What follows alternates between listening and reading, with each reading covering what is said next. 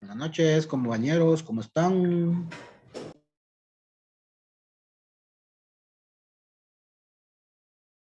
¿Qué tal? Buenas noches, chicos. ¿Qué tal les ha ido?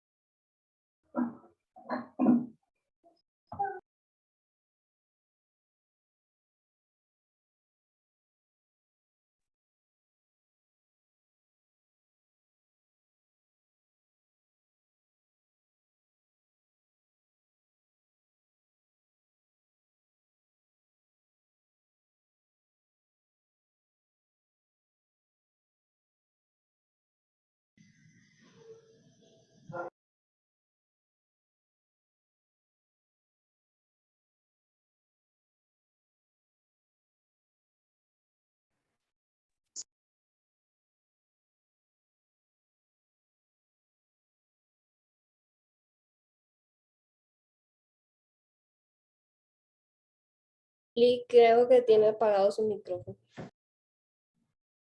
Quieren conversar conmigo, ¿verdad?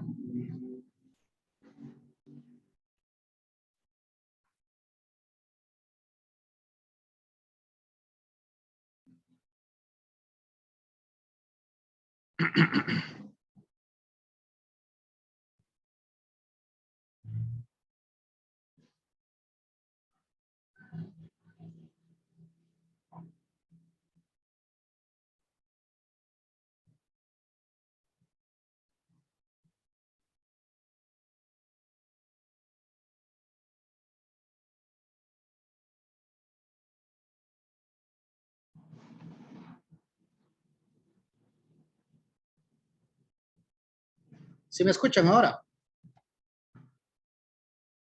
Sí. Bueno, así como están emocionados. Vamos a ver lo de la clase de este día.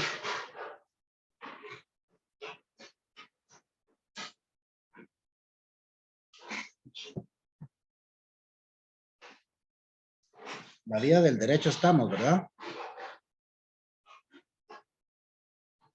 Lo último que conversamos me parece que fue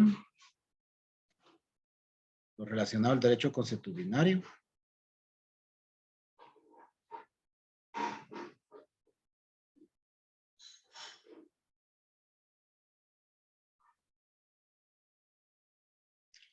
Y vimos lo que tiene que ver contra... vamos a ver acá. Vamos a ver.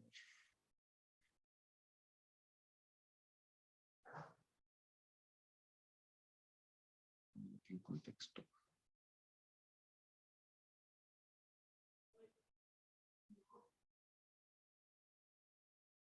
¿Sí se ve?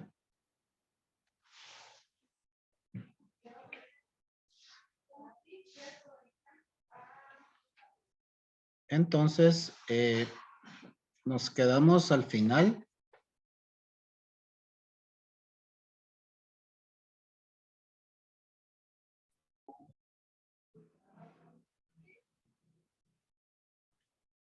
con lo que tiene que ver con el segundo legem y el praeter leem. Tenemos algunos ejemplos. El contra leem, cuando la costumbre es lo contrario a lo que establecen las normas. Y esto me parece que ustedes ya lo vieron en algún otro curso, o me equivoco.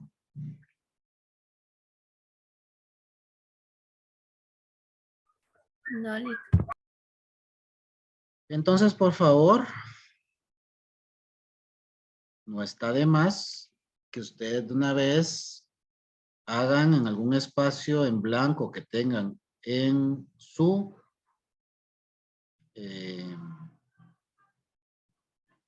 texto la relación y la diferencia que hay entre uno u otro, porque les va a ser útil a la hora de evaluarnos.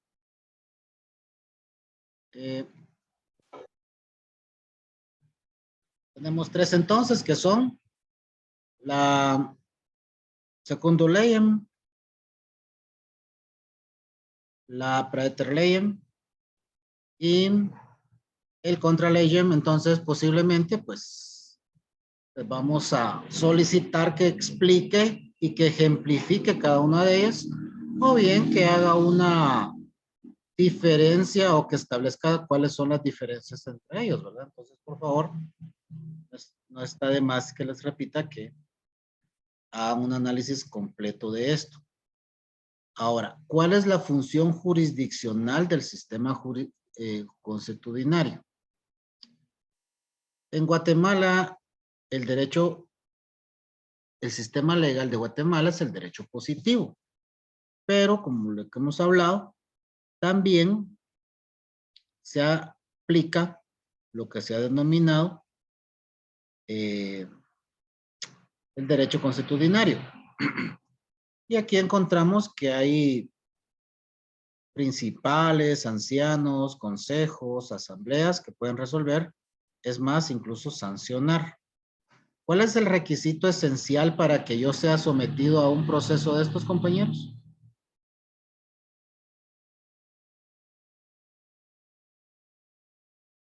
¿Se recuerdan que hablamos eso la vez pasada? ¿Cuál tendría que ser el requisito esencial?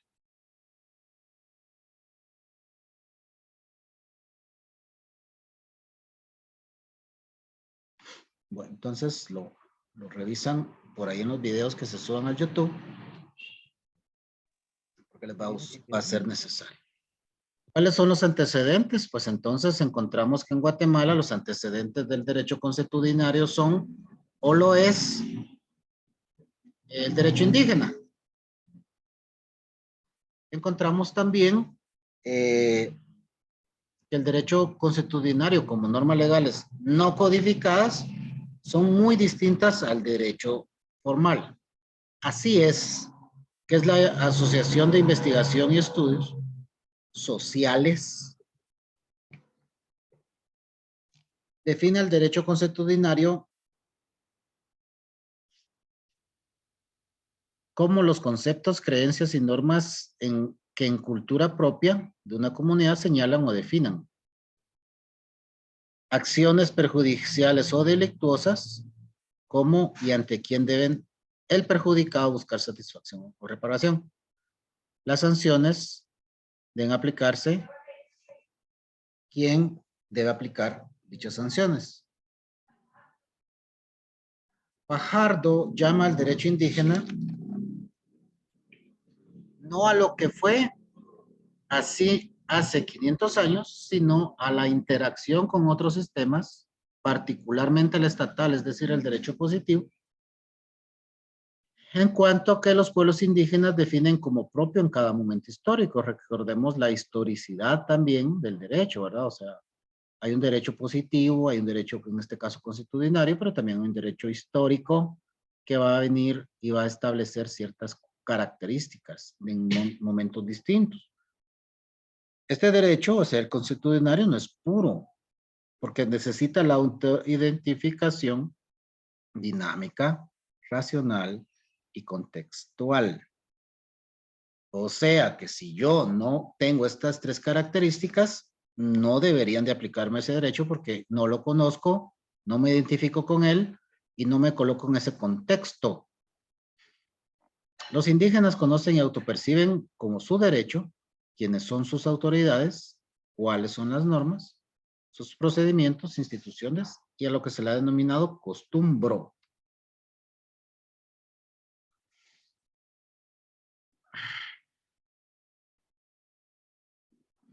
Cuando nosotros hablemos de derecho indígena, no nos referimos al derecho propiamente en cuanto a que es especial porque es indígena, sino aquel conjunto de reglas que los indígenas consideran propio, puede estar incluso frente al derecho estatal o puede estar al igual con el derecho estatal. No son paralelos, sino que estos vienen e interactúan, dependiendo de las circunstancias y las condiciones. No debemos de desvincular a los pueblos indígenas en Guatemala de la utilización del derecho estatal. Es más, lo deben de usar.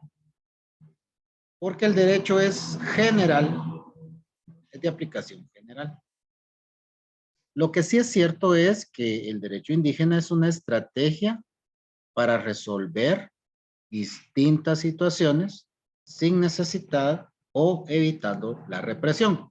Recordemos que el derecho positivo, el derecho científico, una de las características es que es represivo.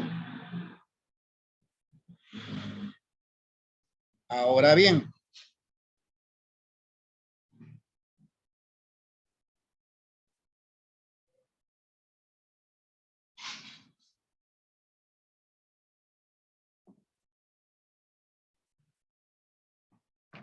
la categoría de derecho indígena no excluye la coexistencia de diversos sistemas reguladores. No vamos a entender que hay una disputa entre ellos, sino son diferentes sistemas que regulan conflictos, ¿verdad? Por lo tanto, nosotros debemos entender que el derecho indígena, compañeros, tiene un sistema propio, normas, autoridades propias, procedimientos que regulan ¿qué? La vida social, para resolver conflictos y organizar el orden social de ellos, de los que se sienten o reconocen ese derecho. Tiene reglas sobre nombramiento, designación y cambio de autoridades porque este derecho tiene diferentes connotaciones.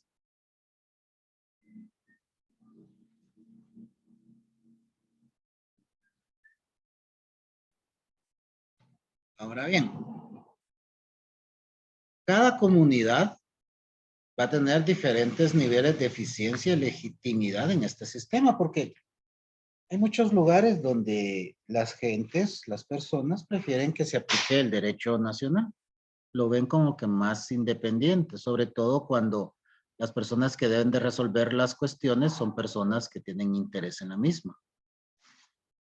Eh, el derecho o orden jurídico indígena cubre diferentes materias como el matrimonio, relaciones familiares, herencias, sistema de administración de recursos.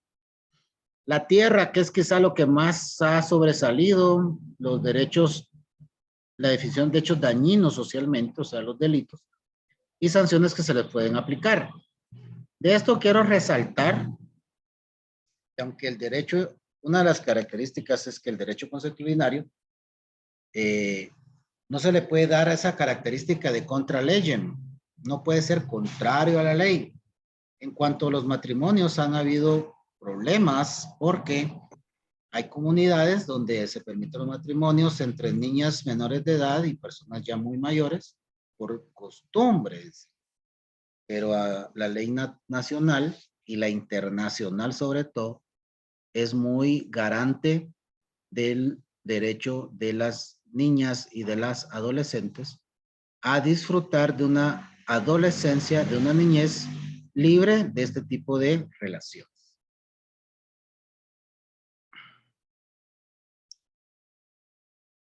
Veamos acá lo que encontramos. ¿A quién debe de aplicar el derecho consuetudinario?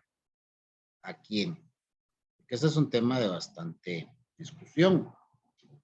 ¿Quiénes están sometidos al derecho consuetudinario?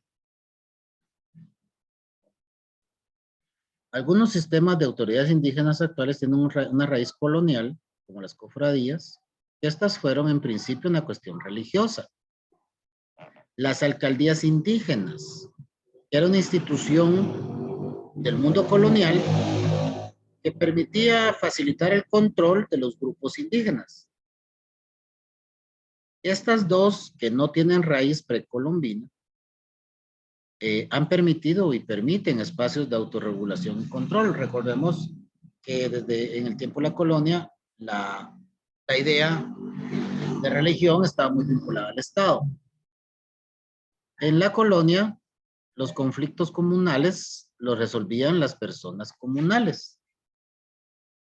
Estos eran particularmente los delitos menores, conflictos menores, mientras que los graves pasaban a la autoridad real, al Estado.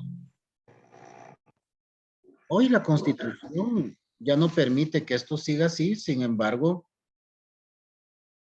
donde no hay control estatal y donde hay comunidades indígenas, la autorregulación y los sistemas de coacción de las sociedades a través de sus sistemas jurídicos permite pues resolver incluso casos muy graves sin necesidad que existan órganos e instituciones del Estado. Si es correcto o no, pues.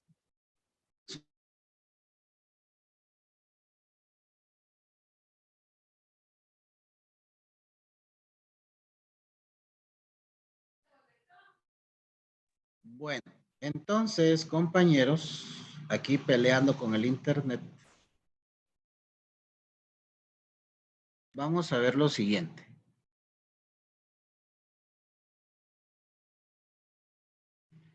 ¿Qué dice la Constitución? Vamos a dejar de poner aquí este rostro que es innecesario.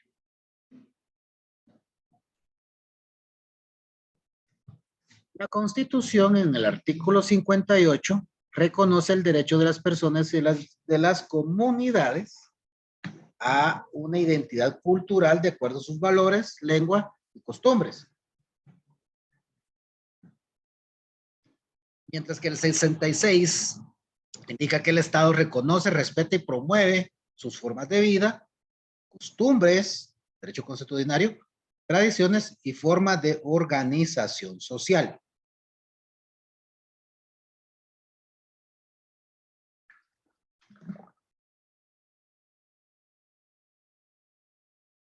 Eso quiere decir entonces, compañeros, que incluye la justicia y prácticas jurídicas indígenas. Sin embargo, el artículo 203 le otorga exclusividad al organismo judicial para administrar justicia, como también hay algunas excepciones en cuanto a la materia de los jueces municipales, los de tránsito, los notarios que regulan o promueven o tramitan cuestiones de jurisdicción voluntaria, que no forman parte del organismo judicial, pero se convierten en una parte extensiva del mismo.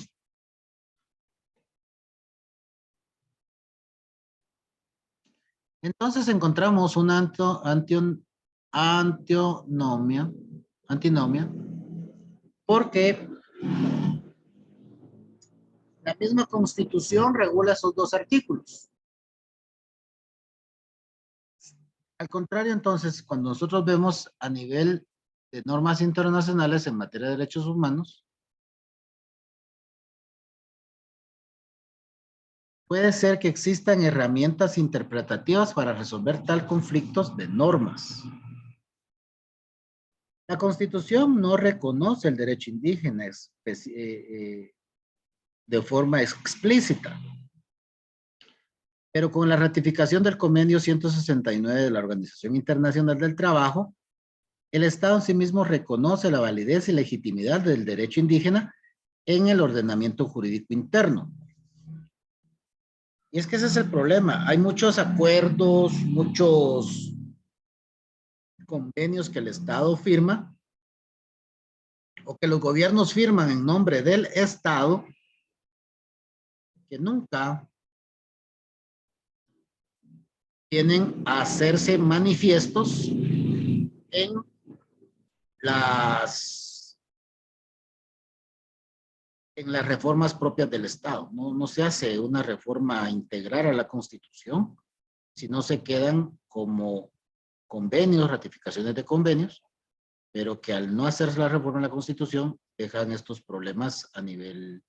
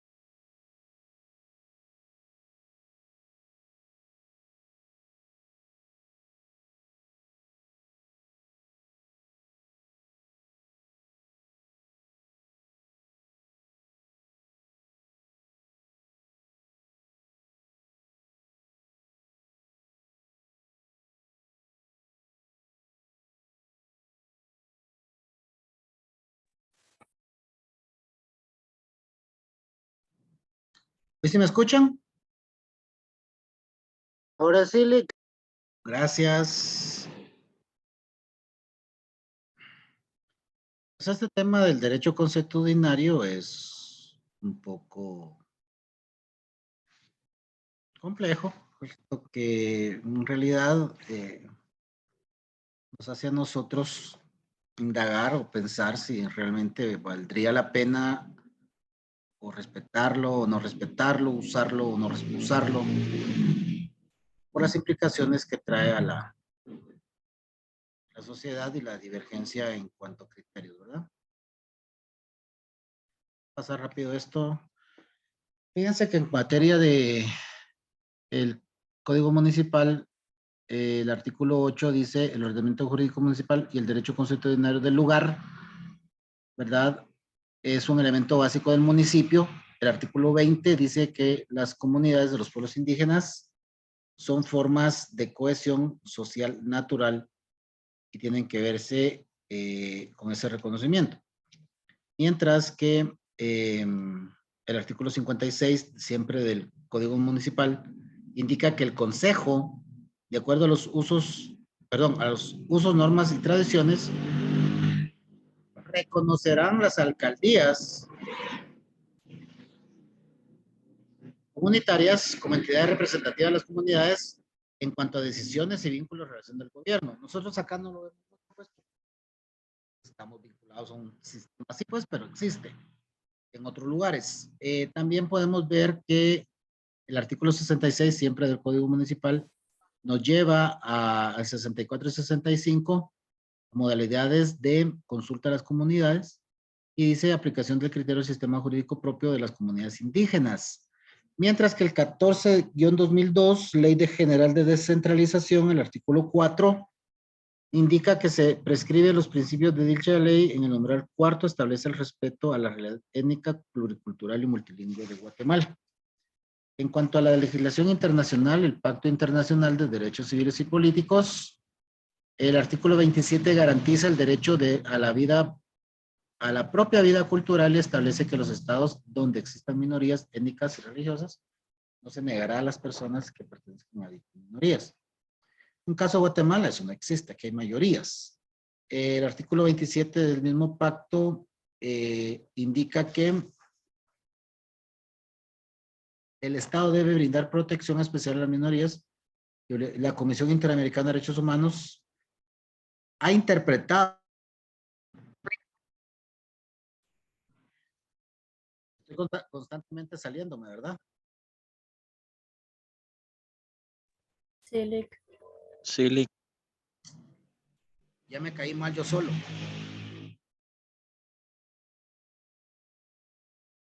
Bueno, Hay que pues. cambiarse a Claro, Lick. Sí, hombre, ya ahorita el lunes nos cambiamos. Está complicado, hombre. Que internet normal. Bueno, el 58-66 de la Constitución del 85 habla de reconocimiento y respeto y promoción de las formas de organización y costumbres de los pueblos indígenas. La OIT, a través del convenio 169, hay un acuerdo para proteger los derechos de los pueblos indígenas que fue ratificado por Guatemala.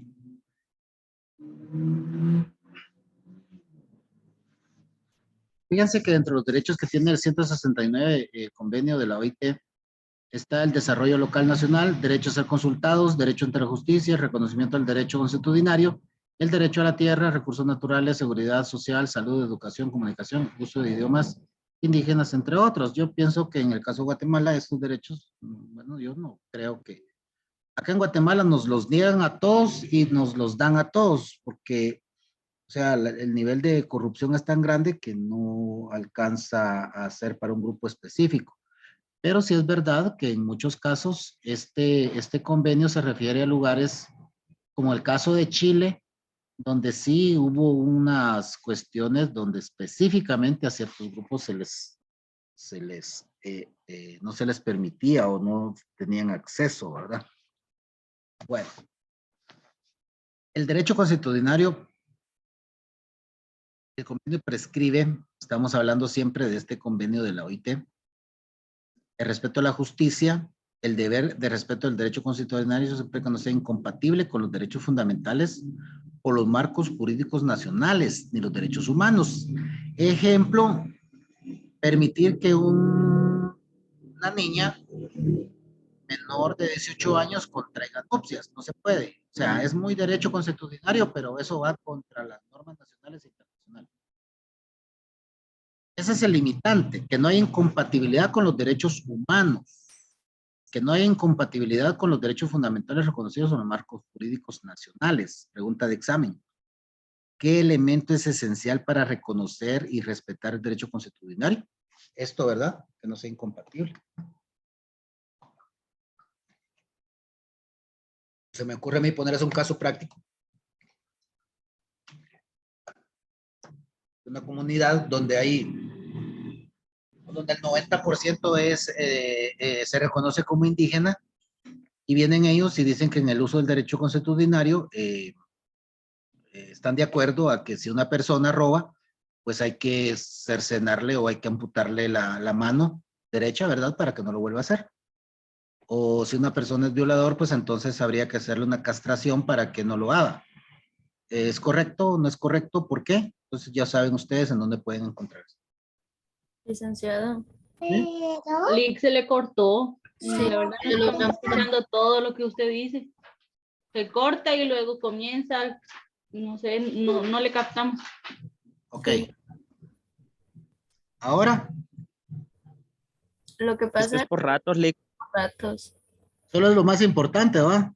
Sí. Cabal. Solo las preguntas del examen se cortan. Ya no voy a decir preguntas de examen. Exactamente. Va a tocar que nos las mande por Word, las preguntas. Cabal, de una vez y de una vez, ¿dónde está? No, les digo yo que ¿cuál es el requisito indispensable para reconocer el derecho constitucional? Que no vaya en contra, que no sea incompatible al marco jurídico nacional ni de los derechos humanos.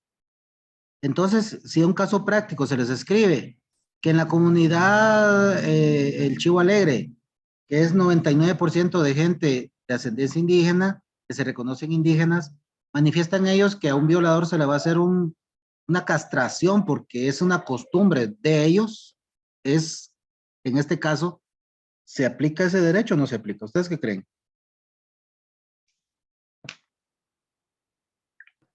¿Yo sí me En escucharon? mi opinión, considero que no, Lick, porque iría en contra de los derechos del individuo.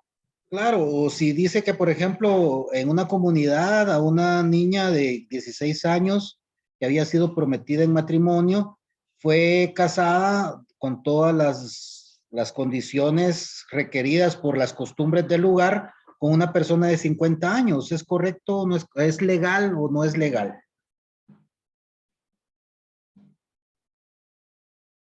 No porque va en Ilegal. contra de los principios, digamos, del marco jurídico. Sí, o sea, el derecho constitucional se respeta siempre y cuando no vaya en contra de las normas nacionales, de los derechos fundamentales reconocidos en los marcos, o sea, derechos fundamentales. Porque por ahí nos pueden echar gol, ¿verdad? Por ejemplo, el derecho a la tierra. Yo no puedo decir en una comunidad indígena, o es que, bueno, les voy a poner un ejemplo, a ver. Yo necesito que haya un compañero acá, un compañero aquí en este grupo. Vamos a ver. Hoy no mandé el listado de asistencia. Vamos a encender las cámaras toditicos. Enciendan las cámaras, por favor, así tomamos una foto. Un momentito, por favor. La foto de hoy. Vamos a ver que salga ahí la fecha, porque si no, no me va a creer el Castro que di clases hoy. Sean tímidos, hombre. Enciendan sus camaritas. Ahí está. A ver, Benjamín. ¿Dónde vive don Benjamín? Kimberly no ha encontrado su tarea. Aquí en Vuelta del Cable Morataya, Coliseo, soy vecino de Brandon. Ah, muy bien. Bueno, entonces, tenemos a Benjamín y queremos hablar con don William y queremos hablar también con don señor Jacqueline Olindres. Y yo miro que tiene unas grandes ganas de hablar Andrea García, pero no se las aguanta.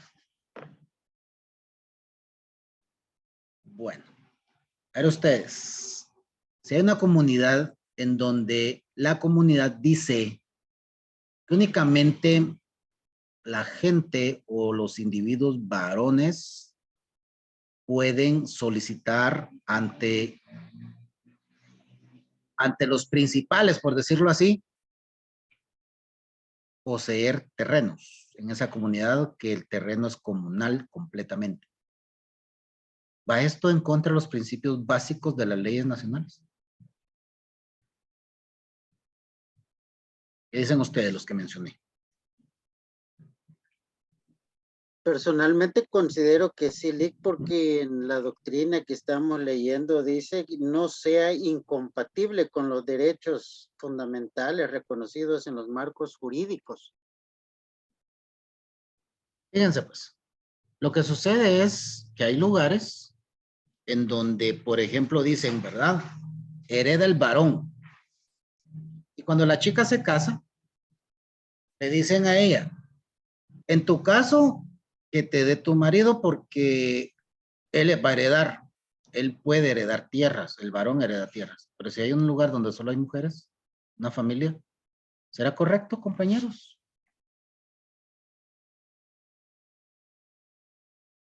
¿Se puede respetar ese derecho constitucional? ¿O ese supuesto derecho constitucional? ¿Ustedes qué piensan?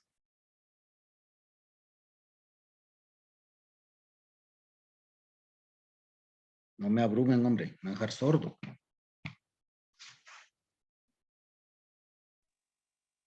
Atenta contra el derecho de igualdad. Vienen ellos y dicen, nosotros somos autosuficientes, nos podemos autodeterminar, nosotros podemos hacer lo que queramos en nuestra finca. ¿Es verdad que pueden hacer lo que quieran en su finca? ¿O no pueden hacer lo que ellos quieran? Bueno, como no quieren platicar conmigo, lo dejamos para otro día. Sigamos aquí en la cuestión.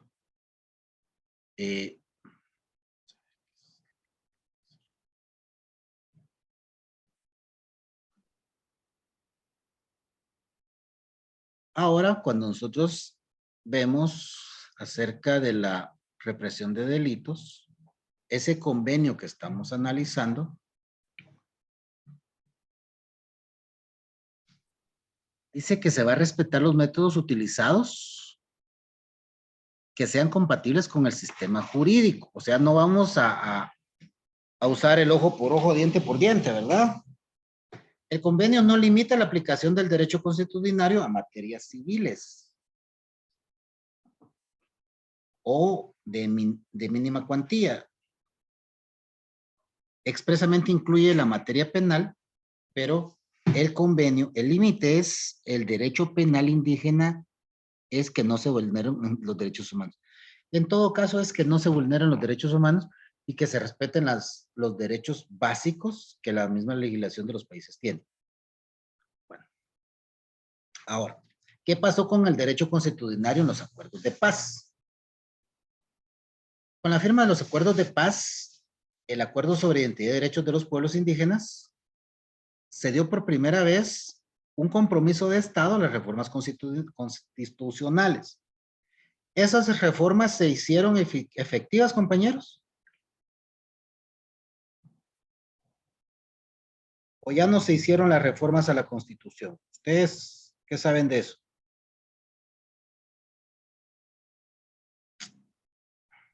No se le escuchó, Lick. ¿Sí me escuchan? Solo cuando nos dijo, nos estaba preguntando, no se escuchó lo de antes. Ok, bien, pues. Estas reformas constitucionales de 1996, ¿verdad? Pero en el entre el 91 y el 95 hubo un acuerdo para que se comprometiera el Estado a hacer reformas constitucionales para reconocer los derechos. Estas reformas se llevaron a cabo. ¿Ustedes qué saben de eso?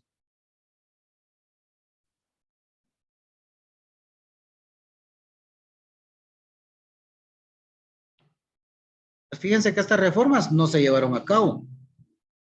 O sea, la misma población dijo que no quería que se reformara la Constitución. Y esto fue un retroceso a esta, ¿cómo se puede decir? Legitimación de los derechos indígenas y sobre todo del derecho consuetudinario indígena.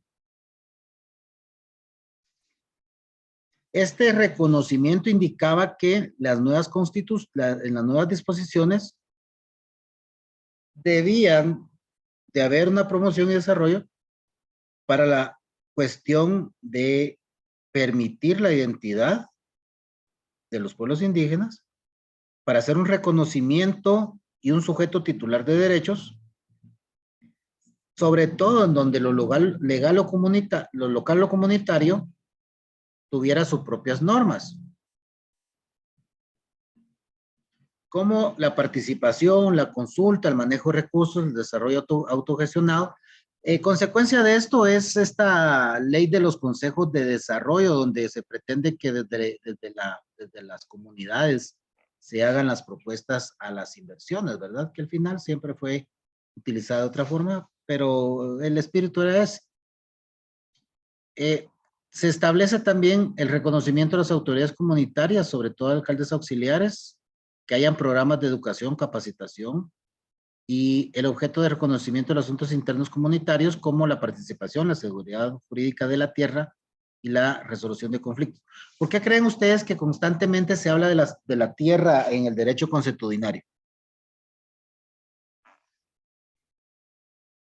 ¿Por qué creen ustedes que constantemente está una dinámica de exigir tierra por parte de los pueblos indígenas?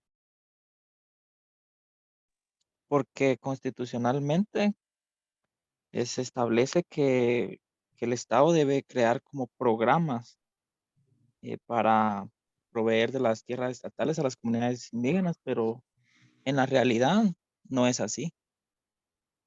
Bien, gracias. Pero ¿no consideran ustedes que lo correcto es que ya que la Constitución dice que el derecho a la tierra es un derecho humano y que el Estado protegerá ese derecho, hay una desproporción desde que yo creo el fondo de tierras, se lo doy a personas de ascendencia indígena y lo manejan personas indígenas y naturalmente el 90% de adjudicaciones de fincas van a ser para personas indígenas. Yo creo que la más cercana fue aquí la finca Los Cebollines, camino de San Pedro Pinula, que se la adjudicó, pero se la adjudicó a gente perteneciente a la comunidad Santa María de Xalapán, que se autodenominan indígenas. Ahora yo quiero preguntar, ¿por qué el acceso a la tierra no debe ser general?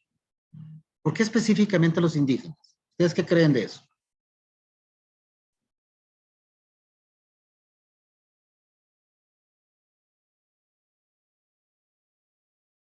¿Hoy se me escucharon? Yo considero explique tal vez como un aspecto reparador, tal vez porque la población indígena fue una de las más vulneradas desde los principios de colonización y todo eso, considero yo.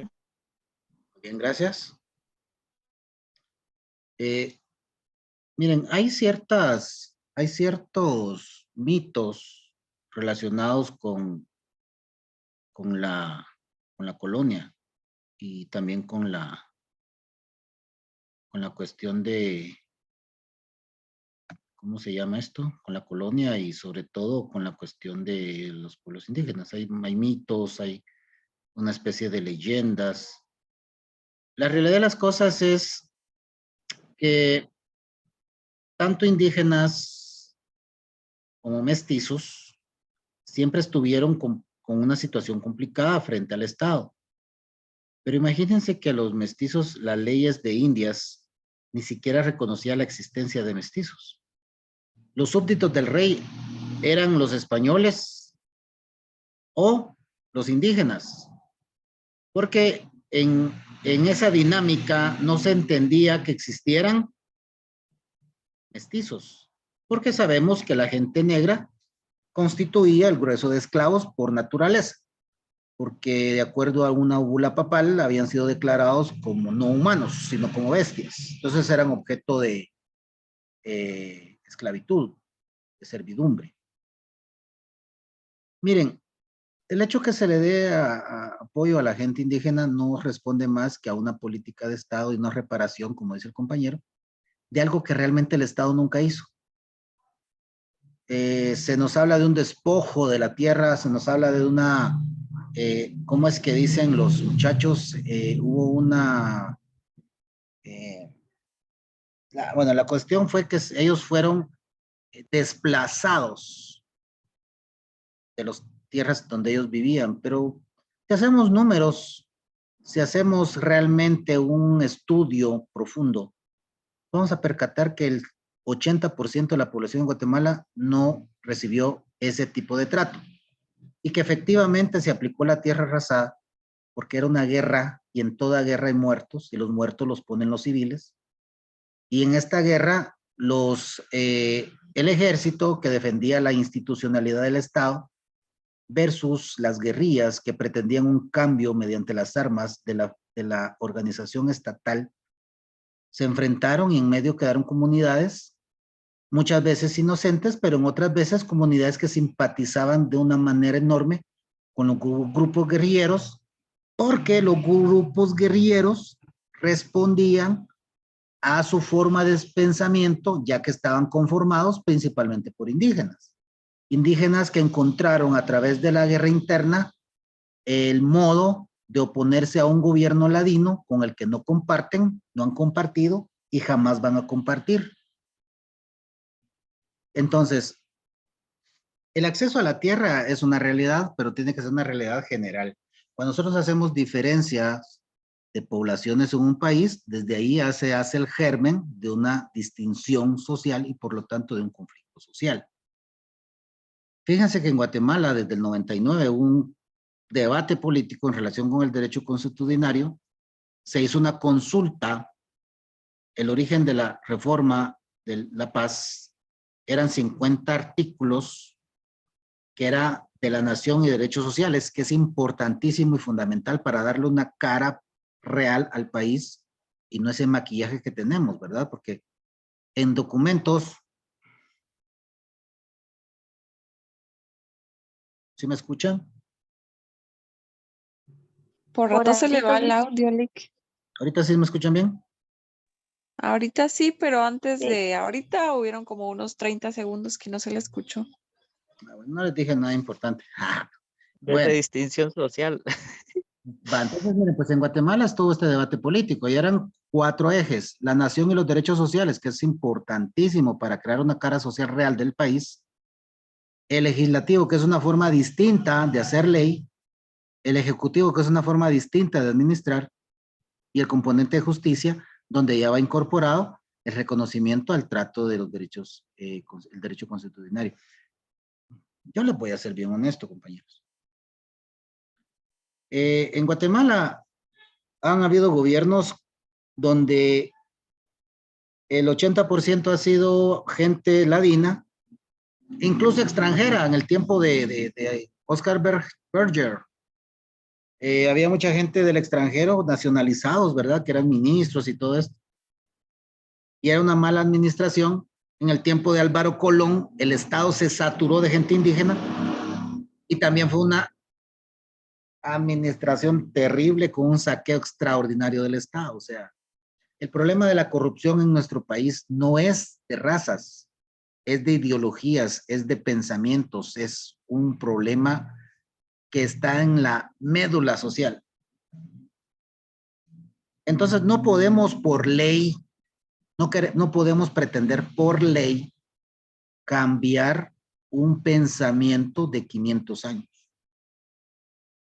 La sociedad debe de madurar y debe de proponer cambios reales, profundos, pero donde la sociedad se comprometa.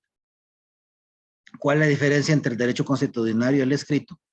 Sabemos que el consuetudinario se pasa de generación en generación, de forma oral, ¿verdad? Tiene sus propias formas de consulta, tiene sus propias formas de operadores de derecho, mientras que el derecho escrito, hay un proceso legislativo para crearlo. El derecho consuetudinario varía de un lugar a otro, describe comportamientos, el derecho positivo está orientado a sancionar comportamientos. El objetivo del derecho indígena es mantener el balance en la comunidad. El derecho positivo es individualista porque sanciona las actitudes. El derecho indígena, las normas en general tienden a la reparación, mientras que el derecho positivo a la sanción. Últimamente ha surgido una cuestión que se llama reparación digna, pero tampoco es pagarle a alguien, ¿verdad?, como una retribución económica por el daño provocado. Es reconocer que se hizo un daño. Toda la gente cree que hay que pagarle el dinero. No con publicar en un periódico y disculparme públicamente por haber agredido a una persona, yo puedo hacer una reparación digna. El derecho indígena tiene como fin regular las relaciones sociales y el Estado reprimir conductas. Y así vamos a ir viendo diferentes características. Para Rojas Lima, que es citado por Gisela Mayén, ella dice que la alcaldía indígena es una institución política judicial de origen colonial cuyas funciones son particularmente, principalmente de orden administrativo y que ha ido sufriendo cambios, ¿verdad?, por la dinámica social, por la legislación moderna, pero que tiene una función de una institución social y aún es una institución judicial, porque a través de las alcaldías indígenas se ven muchos problemas. En cuanto a la cofradía, es una institución, ¿verdad?, religioso-social, que son cofrades, que es esto, acceden a eso gracias al prestigio y confiere un cargo religioso y fungen como mediadores y consejeros en los conflictos, particularmente familiares. Para Xicará, citado por Mayén, el Consejo de Ancianos es una organización política y administrativa de origen prehispánico que busca el bienestar del pueblo mediante un equilibrio del hombre-naturaleza. En ese sentido y en ese contexto, el sistema judicial de Guatemala posee una escuela especializada para formar personas que ocuparán el cargo de juez, mientras que los que mencionamos anteriormente, la única forma de acceder es a través del respeto que le tiene la sociedad y haber desempeñado cargos a nivel comunal. O sea, son dos aspectos distintos para conformar parte de estos equipos, ¿no? Entonces, vamos a ver que las diferencias son más que todo en cuanto a conceptualizaciones, valores, mientras que para el Estado está la cuestión de que nosotros a nivel estatal vamos a buscar la justicia a través de quienes tienen las pruebas de cargo y evidencias, mientras que en la cuestión indígena va a ser más una cuestión de conciencias. Las ventajas e inconvenientes las pueden leer ustedes en el texto, ¿verdad? ¿Cuáles son las ventajas y cuáles son los inconvenientes? Y también cómo vemos que en otros países el sistema consuetudinario se está aplicando, como por ejemplo en Colombia. Ahora, ¿el derecho consuetudinario es menos previsible y estable que el derecho legislativo, el sistema legislativo? No. Los sistemas consuetudinarios pueden ser previsibles. No se tiene una ley, pero se tiene un montón de resoluciones en un mismo sentido. ¿Se acuerdan como el derecho anglosajón, verdad? Que en base a la costumbre van saliendo respuestas, van saliendo conclusiones a casos y se puede ver, se puede hacer previsible desde ese punto de vista. ¿Cuál sistema es el mejor? Pues depende de cómo nosotros nos sintamos ante la respuesta a los problemas. Mientras que la costumbre es un proceso espontáneo, cuando hay una ley, no es espontáneo. El legislador puede provocar o promover la ley que le apetezca sin que se vaya a cumplir. Mientras que la costumbre es posible organizar sistemas jurídicos con base en las realidades y en los casos que se presentan. Fíjense que los países que han tenido más éxito económico, como la Gran Bretaña y los Estados Unidos, ellos organizaron un sistema jurídico a través del derecho consuetudinario. Como ven, hay una constitución histórica, basada en antecedentes y problemas, y estas constituciones son evolutivas. Nosotros que es una constitución rígida. Ha habido un combate al derecho consuetudinario porque lo que se pretende es la certeza legal, y con eso el Estado y la doctrina de separación de poderes ha hecho bastantes consecuencias sobre el derecho constitucional.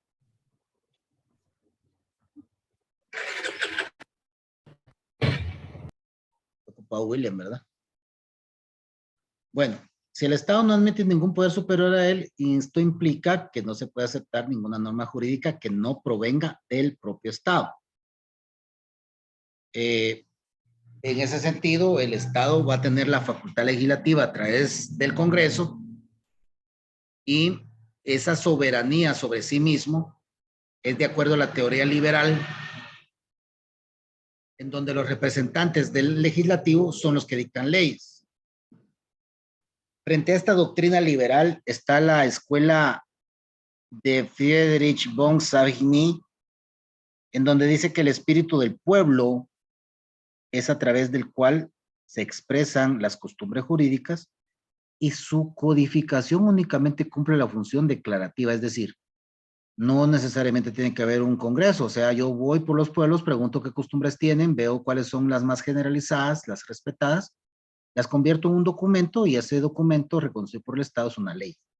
Pienso yo que es una buena forma, pero ¿cuándo nos vamos a poner de acuerdo para hacer eso? Nos toca tener un congreso, porque culturalmente así nos estamos enmarcados. El sistema jurídico anglosajón en relación a la costumbre exige una amplia intervención del Poder Judicial, porque tiene que adecuarse al caso, tiene que establecer la vigencia, tiene que establecer el sentido. Debe haber una participación en la configuración del derecho. Así, la actividad legislativa, contraria al principio de separación de poderes, lo que se da es una jurisprudencia total, puesto que en el caso de los anglosajones, o sea, los estadounidenses, el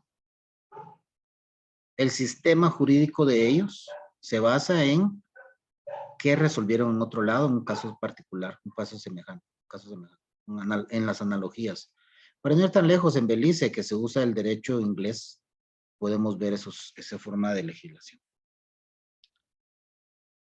Entonces, los legisladores se empeñan en sustituir las costumbres por cuerpos de leyes claros, completos. En el caso, por ejemplo, de nosotros, en donde llega un momento en el que la costumbre parece enemiga de la ley. El Poder Ejecutivo tiene la facultad de crear el derecho en el legislativo porque él puede proponer normas. Será el legislativo el que las discuta. Esto demuestra que la distribución de funciones entre los tres poderes no puede ser tan tajante ni tan exclusiva, porque recordemos que no solo el Congreso, también el pueblo puede proponer una norma o una reforma legal, siempre y cuando cumpla con los requisitos que dice la Constitución. Vamos a ver. En ese caso, compañeros, vemos cómo en el positivismo jurídico hay una promulgación por parte del Estado, pero para que la norma tenga carácter jurídico es necesario que sea expresión de la voluntad del Estado, no de las personas. El derecho escrito, entonces, es, desde el punto de vista de la dogmática jurídica,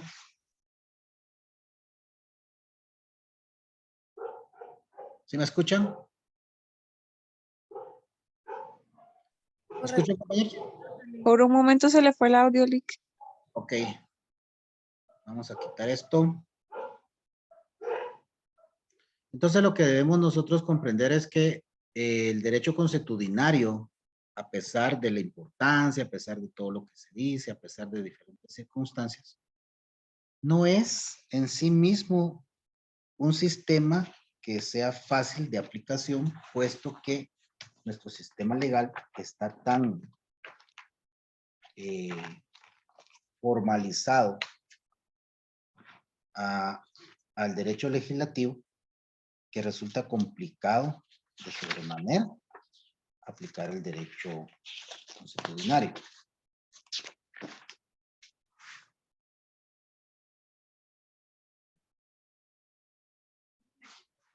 En este caso, entonces, tenemos que ver ciertos temas que son importantes para determinar por qué el sistema del derecho consuetudinario es complejo desde el momento que nosotros queremos aplicarlo al derecho nacional. Como les decía hace un momento, una de las razones es porque es un derecho que responde a multiplicidad de factores. Otra cosa, es un derecho que va constantemente evolucionando según la historia del pueblo.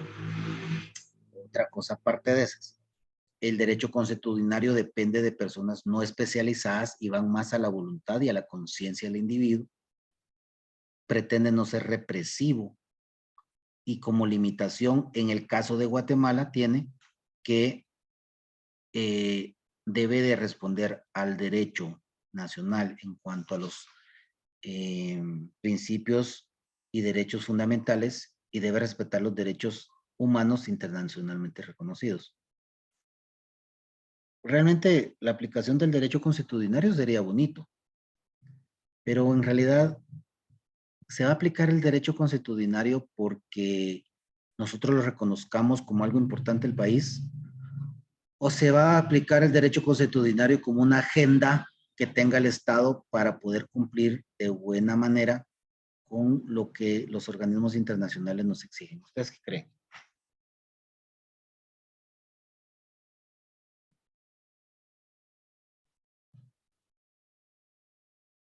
¿Ustedes qué creen de eso, compañeros?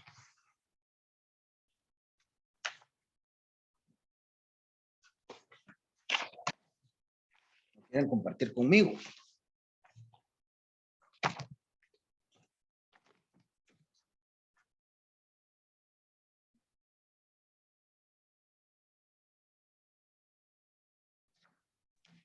Lo que resulta es que muchas veces el derecho consuetudinario viene a contravenir el ordenamiento jurídico actual.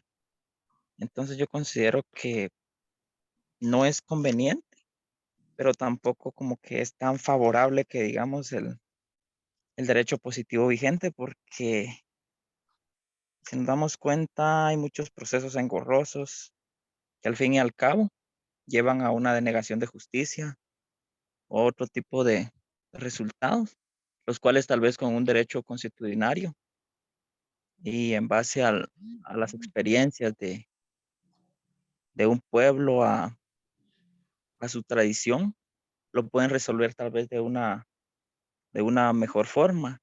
Yo considero que tal vez el Estado debería de encaminarse para promover más que todo eh, que esta cultura se aparte, por ejemplo, si nos damos cuenta en Occidente, que a veces como parte del derecho constitucionario se llega al abuso y a la violencia, y es aquí donde considero que ya no es tolerable, porque al fin y al cabo la violencia va a generar más violencia, donde la comunidad a veces se acostumbra a que al delincuente se le va a linchar, se le amarra un poste, se le echa gasolina y se le prende fuego. Entonces, eh, fuera de eso, tal vez eh, el derecho constitucionario actualmente, estas comunidades ya no lo reconocen como la costumbre para tratar de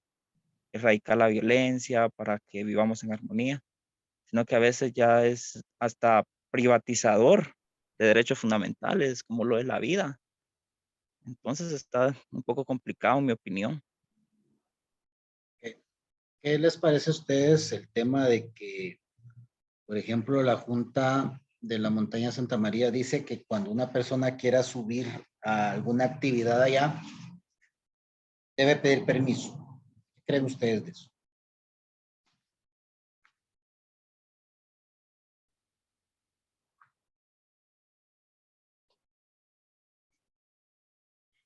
Por ejemplo, la policía quiere hacer patrullajes, deben de informar que se van a estar haciendo patrullajes, que van a estar llegando,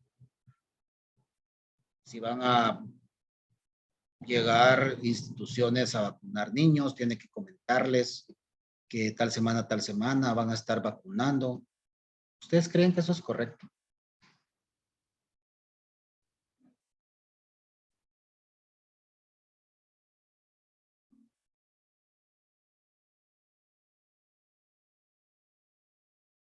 ¿Cómo ven ustedes esa situación?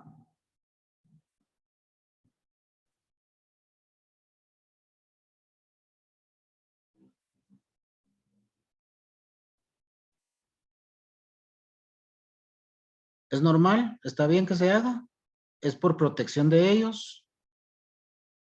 ¿Es parte de los principios que ellos deben de mantener? ¿Ustedes qué creen?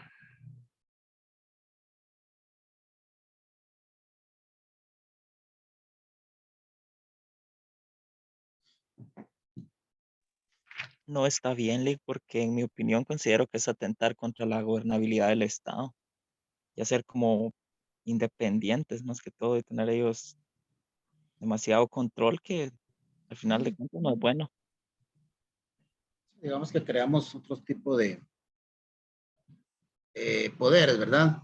Sin embargo, es una realidad y se ha padecido, se va a padecer, se va a seguir padeciendo porque ellos se amparan en estos reconocimientos que se hacen, creando división, ¿verdad? Zozobra. Compañeros, por favor, revisen que para el día 23, que es el próximo martes, nosotros tenemos una tarea, ¿verdad? Que es la vida del derecho. Está en la página 60 o en la 61, compañeros. ¿En cuál la tienen ustedes? 62, Lick. 62. Son 10 hojas. Les voy a hacer una comprobación de lectura en relación a ese tema para el día martes 23. Hacer una comprobación de lectura. Entonces vamos a trabajar ahí, no sé. Miren, cuando yo les pida a ustedes algo y si vale 5 puntos, son 5 cosas distintas o 5 cosas parecidas. Vamos a evitar, voy a evitar, volver a cometer el error del otro día. Entonces, tenemos la vida del derecho, la eficacia de la ley, la seguridad jurídica, el derecho natural, la igualdad ante la ley, los derechos del hombre y de la mujer, el derecho subjetivo, Luego está el contrato, el cambio social, el cambio jurídico. Son más o menos 6 temas, 7 temas. De esos 6, 7 temas, yo voy a incluir 5 en este laboratorio de la vida del derecho. Ustedes van a leer, van a responder y en la clase del jueves vamos a discutir este tema para poder cerrar y dar el componente donde ustedes leyeron. Yo evalúo qué es lo que ustedes interpretan de esto y ya el jueves, si es necesario, se hace la corrección si yo denoto que estamos llevando por otro lado la situación. ¿Estamos enterados? Licenciado, para la comprobación de lectura, el contenido a estudiar finalizaría hasta la unidad 5. Sí. Sería de la 62 a la ¿qué? Yo lo tengo hasta la 73. Ajá. Y luego dice el Estado y el derecho, ¿verdad? Así es. Exacto. Entonces, serían esas más o menos 10 hojas, ¿va?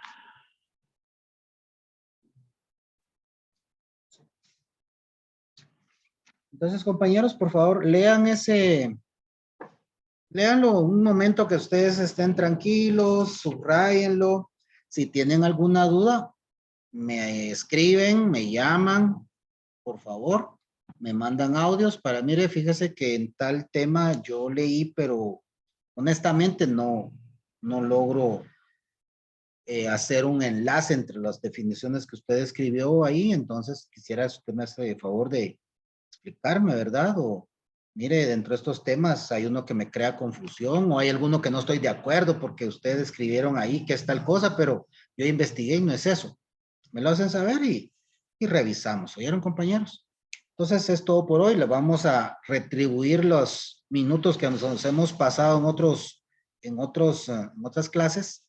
Les agradezco la atención a esta y espero que pasen la mejor de las noches. Buenas noches, Lick. Solo una pregunta. ¿Va a mandar el link para la asistencia? Fíjense que tomé foto.